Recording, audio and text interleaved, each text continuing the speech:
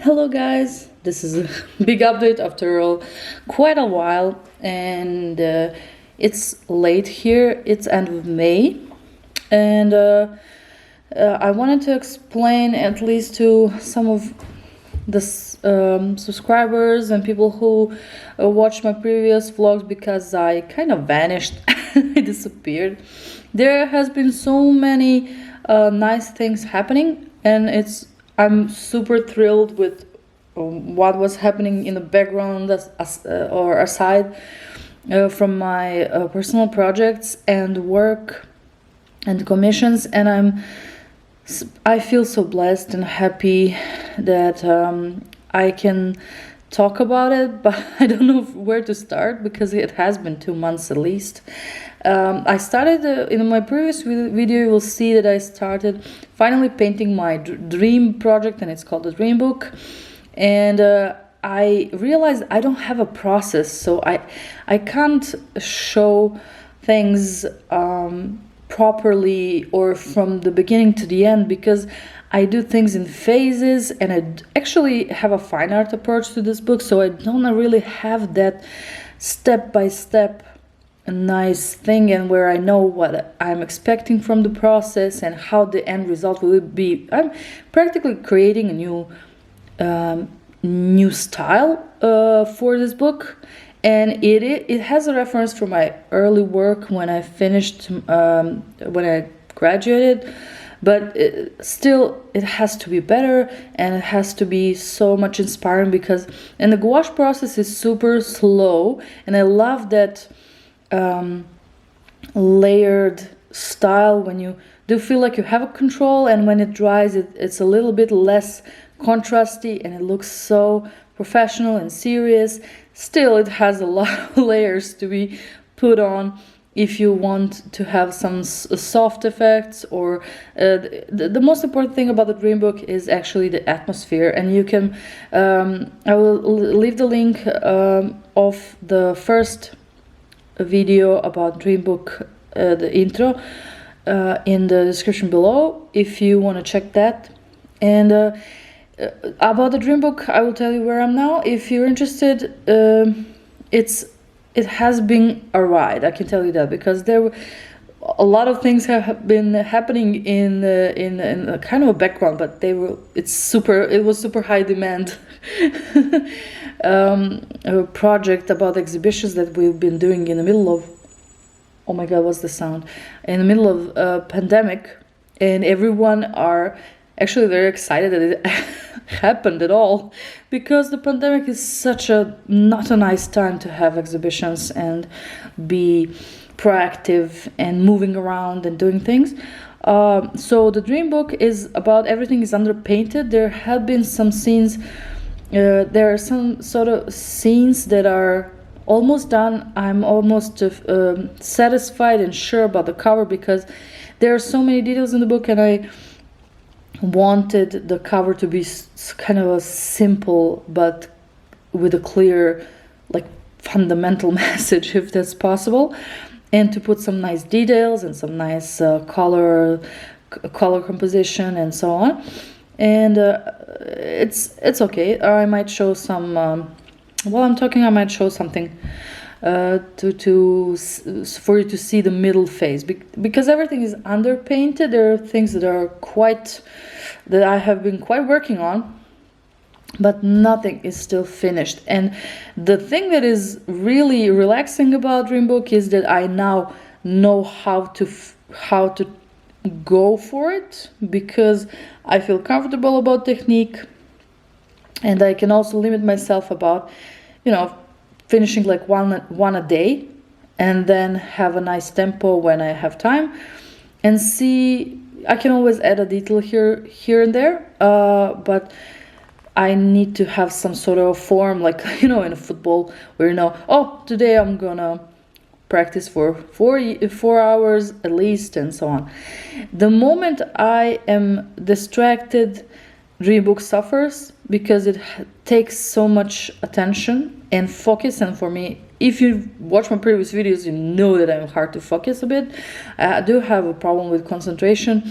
It takes a while to dive in, and then the process is slow. So the moment I'm distracted with something I have to do, it really, it kind of suffers. It's a huge pause that it doesn't bring me well about a dream book, but I promised myself I'll finish it this year. Meanwhile, I have a Becky Bird book series that I really work on writing, polishing with my publisher, trying to pull off to start doing translations to Serbian for the versions, a few of the versions that are kind of done in English, and then to translate them to French with my mom, which I do kind of learn French. I started learning French. Maybe I mentioned it before in a video, but never mind. So I'm so passionate about learning French, even though I'm 35, almost 36 years old. And I think languages and art are never old to learn. You know, you are not never too old to learn language and or some new skill that you're passionate about that makes you physically able to do, not being athlete, but these two things. And I also wanted to improve my writing, so whenever Lily gives me, when she gave me the first story to rewrite, oh my god, it's like a psychological block. I just had mental block right away, not a creative block, mental block. How can I do it? I barely even wrote the story that has functions, that has beginning, middle, end, that has a really nice values in it, really nice purpose and interesting details. And honestly, it's just a mental block. If I was more stubborn and less nervous about it, I would probably be finishing it right away, because it was not a big deal. It was not a total rewrite.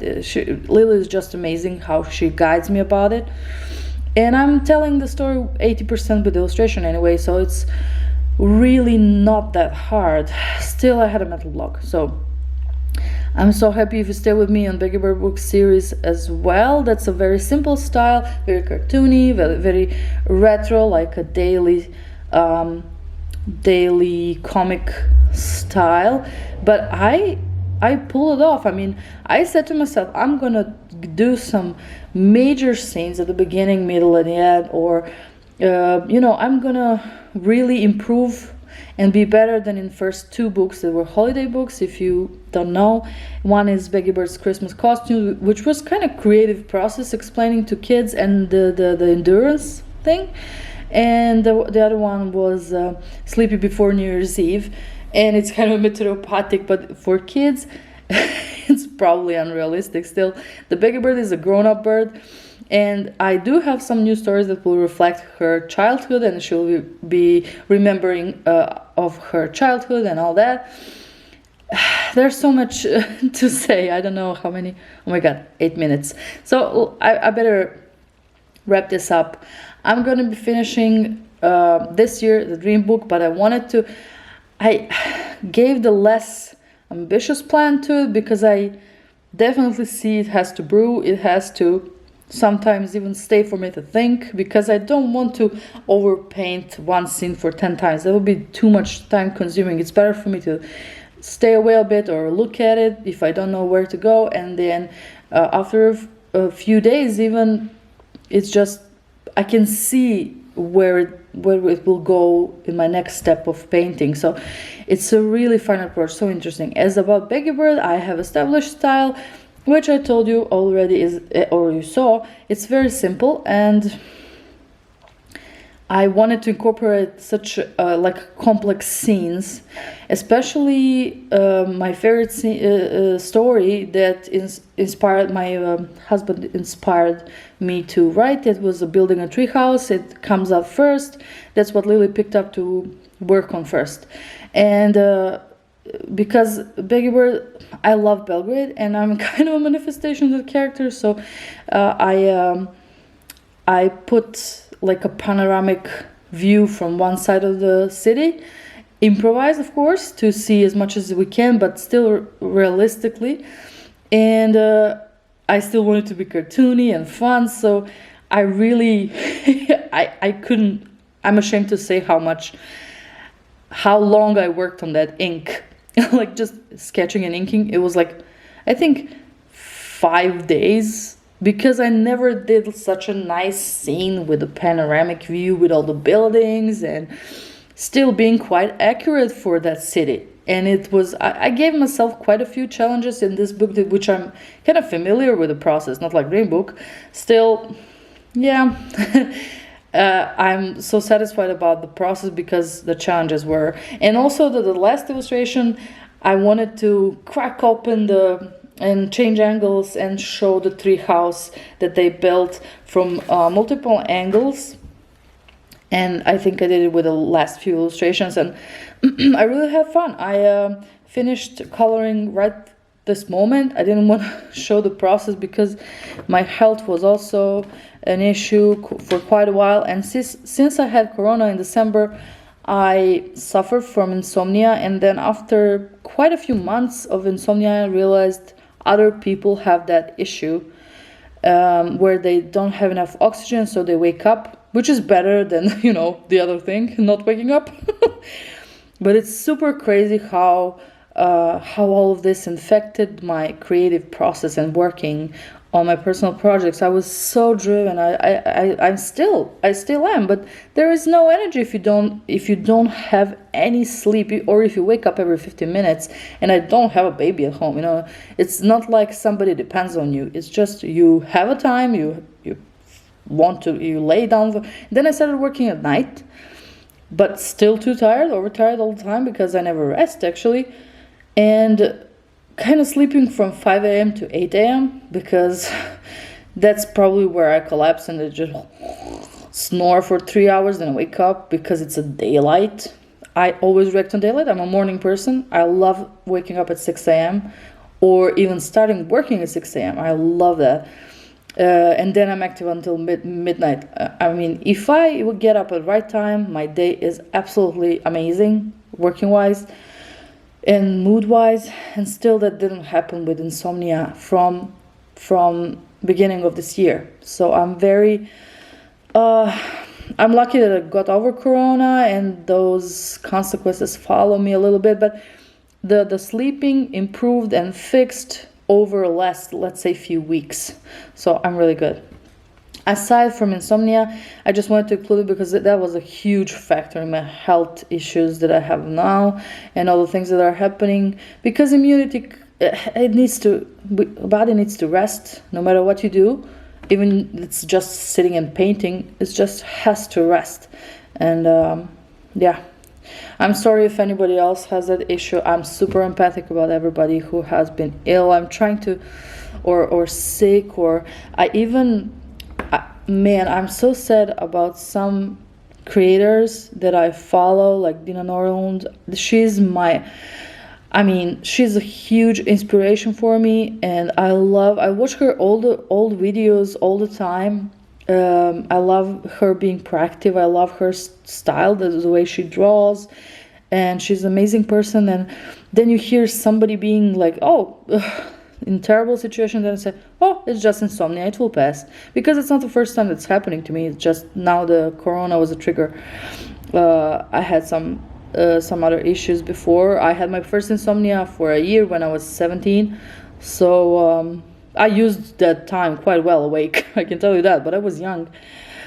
Yeah, so back to the Becky Bird series. I think the next book will be, my favorite that I don't want to change with Lily because it's so important to me. That's the only fairy tale that I wrote as an adult. I was writing so much poems and fairy tales when I was little or like early teenager, then I stopped. And it's such a beautiful, I don't know, it's a fairy tale, but it's like Becky Bird's hometown fairy tale, which in Serbian will be Beogradska bajka, and I would so much love for, my heart melts when I think that there might be some children who will take that book generations after me and say, yeah, that's Belgrade fairy tale, that's a tale about Belgrade, how the Belgrade began, so I invented kind of a way that is magical, and I don't want that to change, to have the basic structure of Becky Bird stories. And I think that will be the book after the Treehouse that I will start, because I started when you push the book series. I just wanted to learn so many things on the way, and I'm so passionate about this because it's personal and I love what I do. It's not something for money that somebody likes and somebody wants to get from you, like holding your pen. So I wanted to learn so much about the creative process, even more after those first two stories, because it was like a short campaign. I learned a lot, but you can always learn more. So writing, rewriting, thinking even about some pre-orders, or thinking about marketing plans. That's why I wanted to also post a lot and have a lot of YouTube videos, but it's just it was so hard for me. And as far as the Baby Bird series goes, I push, like, I feel like I'm pushing a wall, but with a big pleasure, like a masochist or some sort. I think about the entire series right away because I have 5+ stories kind of ready, and then we have to tweak them. We have to, and then when I sketch everything rough, I love the fact that Lily can read my rough sketches, which is so hard to get with any client. And she's not my client, she's my friend and my publisher, but she can really understand what I want to do with them, with the sketches and the compositions, when I put the text and the rough sketch, and then we work from it. So to me, the big plus will be at the end of the process, when we just have to tweak details. We don't have to change the layout or something. She agrees on things, or we even see something that can be better when illustration and text meet onto some of the double pages. We both see a little bit different, some of the very few tweaks, and then it becomes very cohesive and even more creative, which I love. So I love to work in that phase of the process. And for the Treehouse, because it was very hard to finish for me, I just wanted to finish it, and I just after I finished the ink, I just started coloring it like crazy. For 2 days I didn't sleep, because it's a super simple color. Just have to, it's a physical part of the work. I had a little bit of help, and not too much this time. And yeah, I think Baby Bird's Foreign Friend, which is a book about Japan, and my friend Yuko.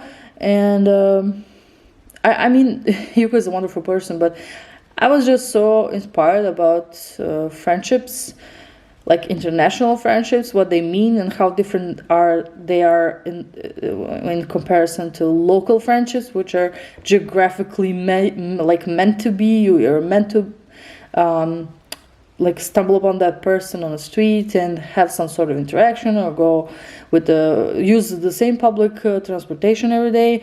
That is just amazing and beautiful about living with people. But international kind of friendships are the ones that are lasting only if you think about someone and you wonder how they are, and then you write to them or see them on video call or whatever from time to time. And that's how you're not really involved in their life, but there are still so many. I have so many wonderful people I met online, and some of them were my clients, and then they are now my real friends. I just really feel them as my friends. There is no border, there is not, that gap is erased, especially with internet these days.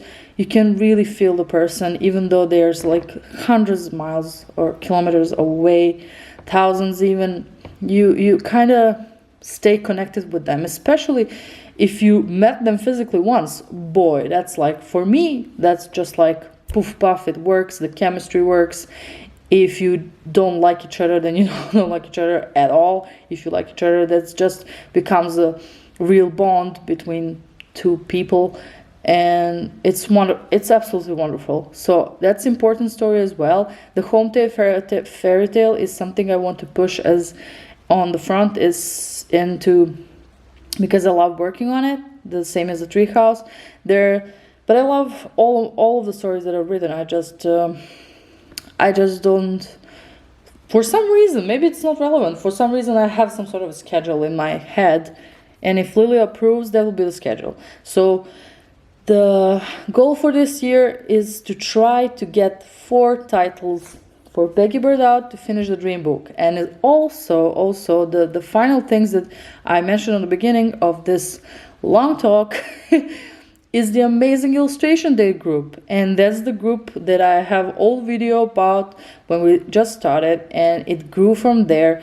So my colleagues and I meet like once a month. We didn't meet offline, like physically, for a long time now because of the pandemic, of course.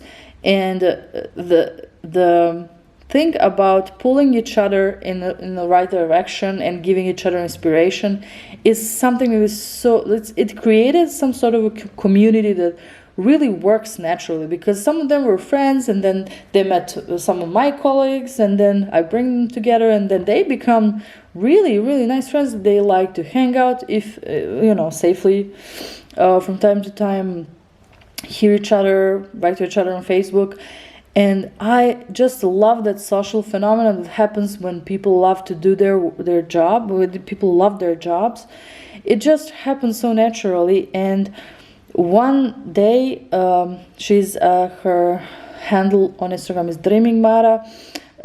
Maria gave, and also a few more people like Mihailo, he's amazing. They brought up the idea about group exhibitions, but that was not orthodox, because their group exhibitions are usually organized by societies, at least here and in Serbia and in Europe. And I said, yeah, let's have a go. It's just such a dark time for activities. I just wanted to do something counter, like to have a counter reaction to everything that it was just so passive in the year that it was behind us. And I said, just send some illustrations, and if you want, then I tagged everyone in a group, and they started, yeah, I wanted to. It was a blast. I didn't believe it. There were 25 people up front. It was amazing.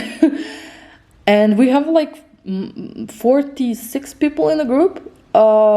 Most of us met on coffee. Some of them, few of them are not living in Belgrade actually, and one person doesn't live in Serbia. So most of us met, and it was more than a half. It's crazy. I couldn't explain how lucky I felt. I don't know even why. It was just a super cool, inspired period of time where we made some sort of a concept to make, I looked at the illustrations and I realized most of them are for kids, and so I went totally, there was not on schedule to make a concept and then people say, oh, I have, or I don't have, or I have to draw something. I just said, send something fresh that you like, 3 illustrations and your biography, short bio, and it's it. And because they're absolutely highly professional, all of them, younger or older, they reacted like crazy, and I just wrote some sort of a concept for it, and we got the first exhibition month after that. So it just went crazy on Facebook. The curators from other galleries, or even kids festival that is now in a city next to Belgrade, it's called Pančevo. Pančevo is very near. Even festivals for kids, international festival, like the other galleries, they were very, because actually when 25 people, or some amount from that amount of people shares the same link with the first exhibition, it's just, I think it exploded naturally. The curators were so in, and they wanted to see, because there are not so many, there are very few exhibitions like that, and I didn't know that. We do have Biennial, which is Golden Pen of Belgrade, and it happens every 2 years. Of course, it's biennial, but I didn't feel like it was such a lonely genre of kind of exhibition to see. And everyone from media, it was just also amazing feedback from media, from national television. That we had 3 different interviews from the national, different programs, different like news or kids journal, or like it was the national television that gave us 3 interviews only for first exhibition. Then they started following us, and then I even filmed about gouache for one kids journal, kids news on national television, which is great. And also talking in general about illustration and explaining to kids how do you become an illustrator in a way. Man, there were so many things happening, but nothing would have happened if these people were not that amazing, you know. I'm just a tool. I don't want to be, I don't want to take anything from here except learning, knowledge, and happiness. I just want to say to you that I realized when I'm 35, and I always wanted that, but now I realized from the experience that how community works beautifully if you're open to that. Illustration is a very introvert job. It's just you have to be yourself and in your own kind of a cell, in your own shell, not cell, and create it's a very lonely job. And we definitely found the extrovert part and aspect of it. At least I did. Some other people knew it already. There are so many seniors, like older people who are working. I work for 11 years every day, like for illustration as a full-time work, like freelancing. But there are people who are working 20 or 30 years even that are in this group. So highly professional people. And the feeling for, maybe I'm overreacting. It's just, you can't explain it with words. It's just amazing how things, the thing of feeling doing something together gives me inspiration. And I didn't bother having so much hours out of my work on my projects doing everything about organization and boring stuff about exhibitions, because I knew that was the right thing to do. And also it just developed into getting more calls. Like I was saying, like, do I have to organize now 6, 7? It's just like a journey. We traveled with that exhibition now for the 3rd time instead of getting only 2, and that's it for this year. And after this 3rd exhibition in Pančevo, we had 2 in Belgrade in 2 very nice galleries. And after 3rd, which is also a very nice space, it's like a foyer. It's like a it's like a cultural center of Pančevo, so it's a very nice space, and they have quite a lot of space for hanging. I didn't believe I used every print I had, and it looks amazing. We do have invitation for 3 more, and one of them is installed in their schedule, their annual schedule for August, and that is in a small place near Belgrade. And then Novi Sad, and we will see how it goes. And also, we do get attention, or when people think about you as a group, it opens quite a lot of doors. It just brings some other opportunities that usually societies create for you, like those opportunities with the concourses, with some sort of big group exhibitions, big projects. And we even got that. We now have it might be nothing, you know. Some people even who might be listening to this and participated into the exhibition that I'm talking about, that they're listening, I thank to all of you. But even if we don't think that's a big deal, it's not a big deal. The big deal is having enough funds for basic expenses and creating every day, right? Those are the most important things. But if you think about 1 decade in in advance, those projects can be just perfect doors for maybe something we really want to do in the future. So we have to, if we want, we now have the chance, because so yeah, now we have the chance to think about if you want to do something that is monetized, paid, claimed to be huge on a totally different level.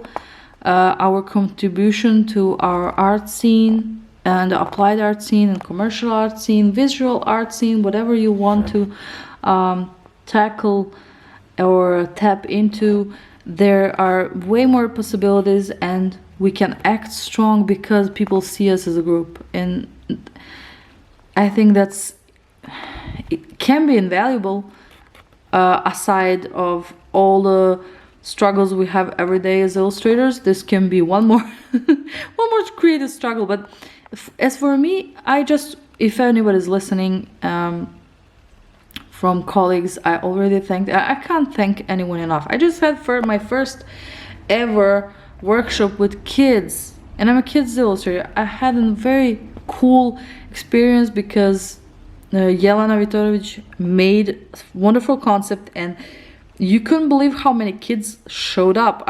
You never expect during pandemic for that to happen, and it's very it's like a micromanaging from school to school. There are always some unwritten rules about how people behave or what is allowed, especially in smaller places like that town, Pančevo. And there were 40 kids, and Jelena gave the instructions, and I made everything possible around her, just assisted.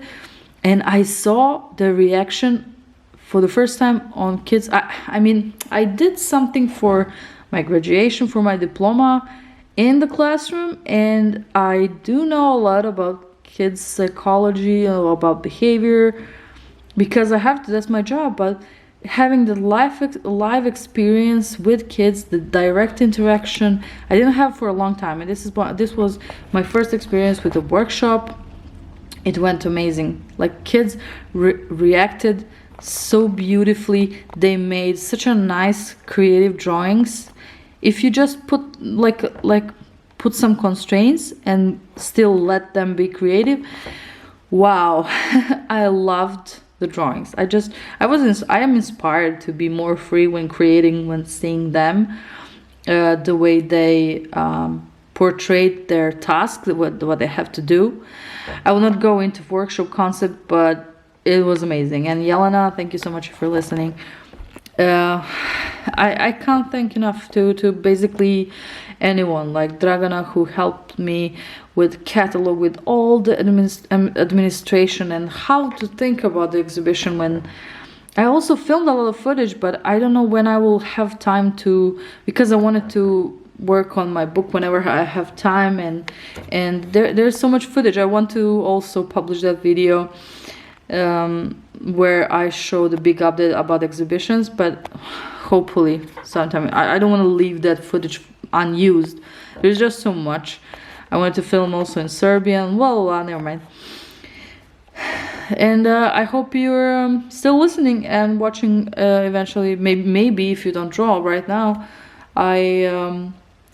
maybe you're glancing at what I'm drawing while I have my voiceover filmed and recorded. And yeah, I just really like everyone's support. 2 people, 5 people, all the support you can get in every way in life is just so, I can't, there are no words for that. I could cry right now.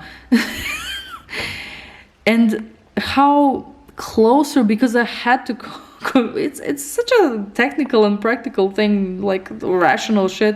You have to call somebody because they forgot to attach this or attach that, or they send it but they have some sort of question. There was a lot of communication on Facebook chat and telephone.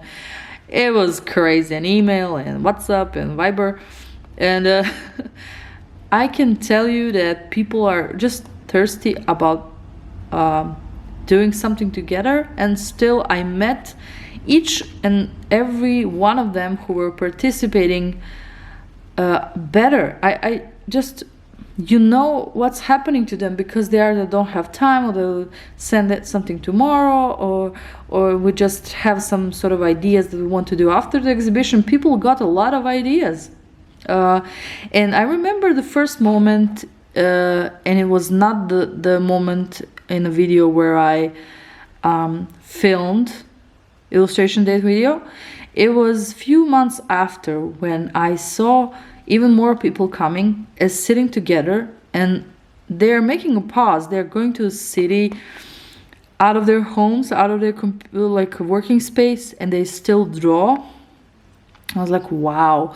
And the energy was great, and people were like complaining to each other about their clients, or usually it's a lot, like we're such a big crying shoulder to each other. It's so great.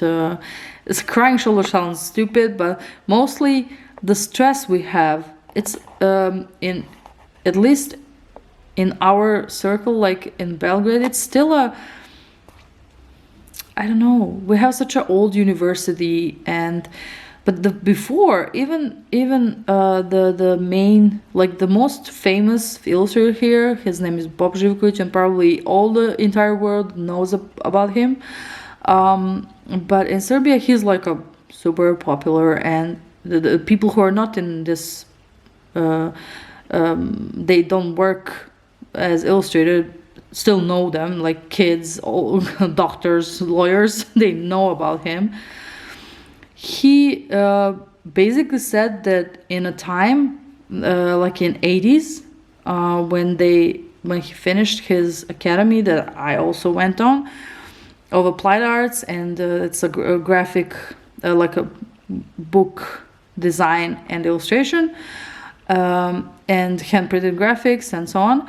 He told us that there were only two people, like one was him, the other one was Lydia, who worked as illustrators in the entire Serbia, and before before that, and if they are not professors, you know, if like they are illustrators, not comic book artists, not professors that are on to the academy, that they have like their bread and butter from the teaching job. And I was like, wow, it's two people. Oh my god. Now with the internet and everything, and people being actually allowed, or it's less expensive to be creative, and there are more people in academies that are finishing. Like the section I went on, it had 10 people on illustration alone, and 35 people were on a graphic section together with photography and graphic design. So like 35 people instead of like 10. So there are many more people and places where you can study the same thing. But so that kind of person is also telling you, okay, nobody really knows about us until they know about us. So the heavy promo thing about the exhibitions it sounds so essential, but I don't think we do that enough. I also have a problem to explain to many of, especially local potential clients. They think illustration is design. Maybe I bumped into wrong people. Maybe I don't have luck. But also even on platforms that are cheap like Fiverr, people think that you are a girl. In Serbia we say girl for everything. Like you really basically want to do everything that they give you, and they expect you to be thankful, and they wonder if you're capable enough. You just want to specialize for one thing, but specializing for one thing is something you're passionate about, and that you can really become really good at if you take your time, and if you do everything a little bit. I don't think so. Especially for graphic design, there is a lot to follow on technical things. Web design also. When you do web design, like design, they expect you to program the behind the design for website to work, which some people know. As for animation, that's kind of similar. So illustration and animation are often mixed with a feeling that you're like a graphic designer, and you're not. You're not. You decided to do narrative pictures, narrative paintings that are telling a specific part of a specific story. And it's not that universal. It's not a logo for airport, sign for a toilet. No. It's way more narrative and imaginative, and not to say more creative. I would never say that, but it's way more complex. The painting has to be more complex to tell a story, and it's a storytelling element that brings us out of the basket from the main fact what graphic design is. And yeah, that's it. As for me, I will probably film on my next process on Biggie Bird Books. I will film here and there. I really want to start filming more, and I do have this year I also have one more crazy idea, and I really want to share it on YouTube. I looked at my favorite illustrators in the entire world, and one of them is Will Terry. And hi, Will Terry. If you're listening, I'm not shy. You're one of my absolute favorite illustrators. And I looked at some of the people like, Carter Goodrich, but less in an animation industry and a film projects, more like animation, more like children's book illustration favorites. And I found out, also I watch SVS Learn, listen to SVS Learn podcast. I love Will Terry, Jake Parker, and Lee White combination. I don't really want to go to SVS school, but I find every podcast so valuable because it's like a chatting about every day, what they go through every day. They want to help so much. They just give so much for free on that YouTube. It gives you confidence that you can pull off anything because they did, and what more can you do for other people? I mean, they help. Every time I'm down, I just put some like project not the product, Jake Parker's video, or Will Terry's, what's it called, like I don't know, he has so many videos. So I looked at my favorite illustrators. Let's go back to track, and then stop mumbling. And somehow found agencies that either they're in, or they're recommending, or they're on the main list on Google, like the most referent for children's book, like either literary agents that want to give you the entire thing, or just agents basically like representatives for work. And I would love to get to the point with my new illustrations and put them on a nice website, new website, actually the old website, but the totally new look and new artwork. I want to ask for representation this year and try to send, but I'm super loyal at least in my mind, to one particular agency where my Skyrocket super best illustrators actually are represented. They're represented by them. And the biggest surprise was one of them said, if you feel we represent everyone with a different style, diverse artists for children's books, if you don't find something similar to your work, you're our person. And when I scrolled throughout their directory of children's book illustrators, I couldn't find anything similar at all. Like, I was like, how is this possible? I never find myself unique. I just work on what I like when I do have the time, and usually I didn't in the last years. So I improved a bit, but the style was nowhere near anything I saw there. And I think I have to react in like next few months, because somebody might show up who works with, I mean, that's possible. I thought it's not possible not to find someone like me there. because that was their criteria. Like, if you feel like you're different and you want to bring something new, you are a person to apply. So I do want to apply with a link of, and that link is a serious website, and plus everything I really love about them.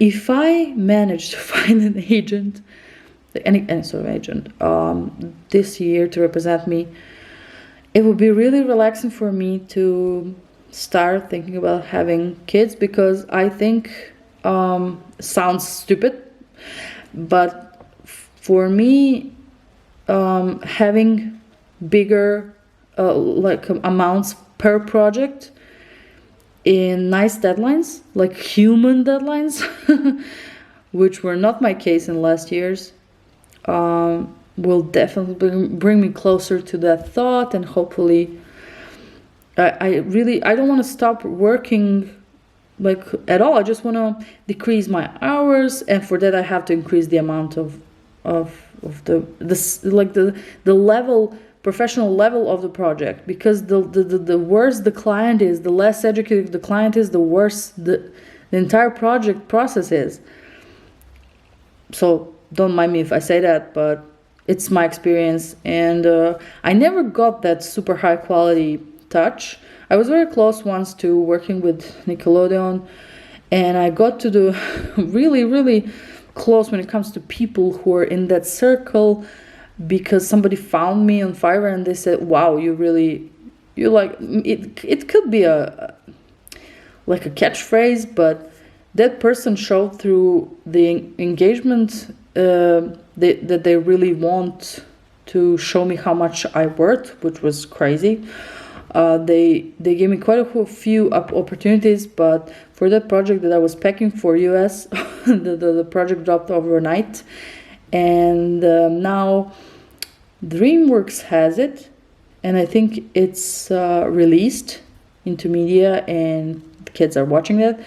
But yeah, I was just it's always people that bring you those kind of ideas, because you interact with people, and listening to those very affirmative and nice videos from such a cool role models for me, I realized, why shouldn't I think that I could find, even though I'm from Serbia, maybe the law is not really good, or I don't know. Most of the people that are like Vilteri and Levite, and I listened to one particular podcast that made me think, doesn't matter where you live. For that agent thing, representing thing, I thought it's not really that much of an option for me, but now I think it is. And I will try to do that too. Yeah, so stay tuned, and I love you all. I do talk in English just because I really want for everyone to understand this video. I can't film only in Serbian. That's not very sensical for me. Doesn't make sense at all. Because all of the Serbians know English, I guess. And thank you for everyone who supported me, who wanted to stay with me on the journey for exhibitions, who stayed on track with me and helped me to organize these exhibitions. Thank you to all the media supporters. My friend Anna, who even got to the actual gallery aside from a very long radio show. So thank you, Anna. There are just so many nice creative people in Serbia, and I just feel that we're not thinking as high of ourselves as maybe others can in the future. And if we show ourselves just the way we are in appropriate way through media and internet, as a group and as an individual, of course, we can probably get the better feeling about ourselves, and then people will react to our work differently. I just think there are so many amazing people. Like there's also like Dragana made as her doctorate, she made first book for blind people that helps actually, like it works with people who are with a terribly damaged vision, and then plus for completely blind people, and she did so much of her research. So we have such a beautifully creative and serious people and passionate people who are totally enthusiastic, and that enthusiasm is something that gives this hard times such a nice note. So turning away from that, let's say, troubled time, and turning to art and creativeness and writing and singing and music, and it's just beautiful. We have to spread it out, and there is no way it can go dry from there, because people will see and recognize the group effort we did with illustration that date. If you want to follow, I changed my Instagram to the Biggie Bird, and my personal with Dream Book I changed to Nada Serafimovic, because it was stupid with Nada Sinsta and Nada Sinsta Souvenirs. Now it's better for domains and the website, I hope, but it's still it's changed. And my website that is existing, thebeggybird.com, is really good, and I will notify there for possible pre-orders for Beggy Bird books, if you want to check that, and or for Serbia and internationally. And because I want to try to print books myself, if there is enough. If I get like 200 people to pre-order my book, I am then able to produce books in Serbia and then possibly send outside and locally. And if you're from France, I will have French versions for all the books in near future. So I'll try to make 3 versions of every book. And for the foreign friend, I hope I'll have the Japanese, because I really love the Japan theme, and I think Japanese deserve to have a chance to read this story about their wonderful woman Yuko, and that friendship and their culture, and how we people from Europe see the Japanese culture. We absolutely love it. And I have to stop rambling. Please subscribe to my channel if you're interested in freelance illustrator journey, who is working on personal projects and completely not supported by absolutely anyone. Like, I don't have Patreon. I don't think I deserve having that much of a support online, because I'm a student for life. I am not a person who can teach you step by step still anything. I can talk a lot and it can be educated, but I don't feel, except doing these videos and post something that I love to talk about, I don't think anything besides that can enrich someone else's career, like Will or Jake, or they're really methodic about it. So I don't think anyone needs to, I don't feel like I need money from people to work on my projects. I have to handle it myself. I have my husband, I have my parents who are alive still and quite well, so I can somehow manage to work on this year on my stories. And stay tuned and see you in my next video. Thank you. Bye.